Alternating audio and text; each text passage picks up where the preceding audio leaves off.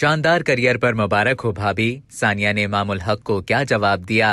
कौमी टीम के opening batter Imamul Haq ने भारतीय टेनिस स्टार सानिया मिर्जा को 20 साल करियर के इख्तिताम पर मुबारकबाद पेश की। ट्विटर पर इमामुल हक ने सानिया के नाम पैगाम में कहा कि आपकी रिटायरमेंट एक दौर का इख्तिताम है। शानदार करियर मुबारक हो भाभी। इमामुल हक ने लिखा कि मुझे यकीन है कि आप खेलों में दिलचस्पी रखने वाली लड़कियों के लिए रोल मॉडल हैं। जिस पर सानिया मिर्जा ने भी इमामुल हक के पैगाम पर जवाब दिया और ट्वीट की कि शुक्रिया मेरे भाई। वाज़ेह रहे कि दुबई चैंपियनशिप के पहले राउंड के डबल्स इवेंट में रूसी जोड़ी ने सानिया और उनकी साथी अमेरिकी खिलाड़ी को हराया। इस शिकस्त के साथ सानिया मिर्जा का 20 साल टेनिस करियर खत्म हो गया।